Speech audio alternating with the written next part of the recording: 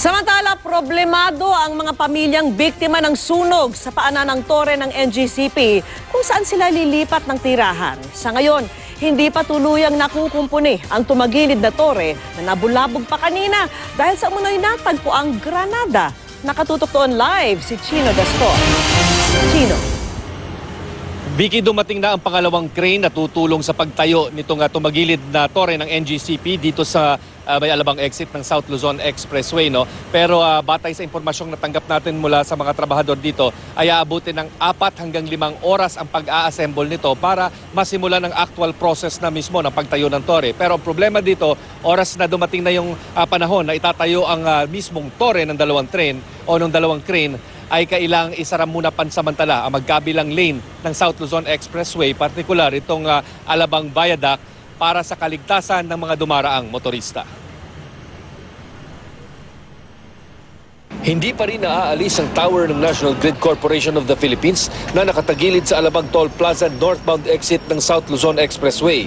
Walang nagbigay na pahayag sa kamera na taga-NGCP, pero ayon sa impormasyong ibinigay sa amin, ang mga bakal na bagong dating ay gagamitin para palitan ang nasirang poste ng tore na humilig na dahil sa epekto ng sunog sa mga bahay ng illegal settlers sa paligid nito.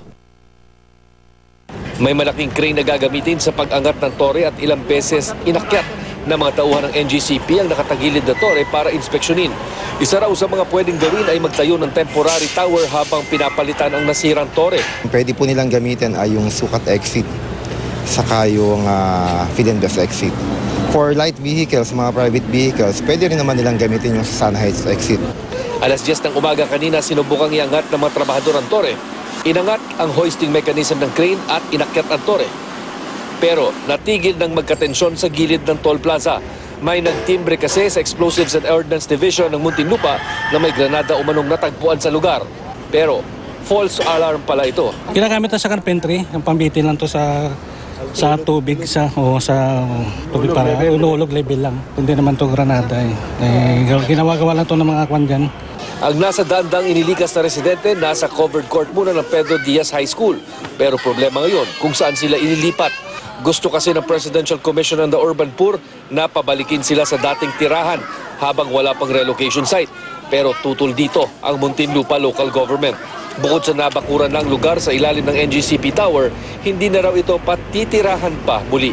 Hindi na definitely 100% hindi sila makakabalik doon. Why? Ngayon high voltage area, napaka-high risk po yung area. So nandun nakasecure na po yung area. Hindi na po talaga sila babalik doon.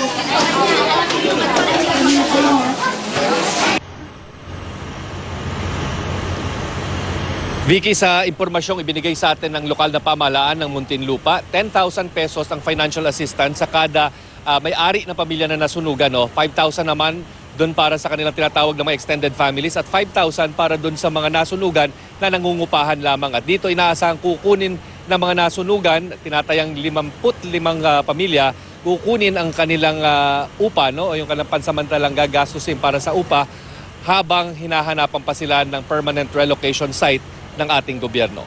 Vicky. Maraming salamat sa iyo, Chino Gaston.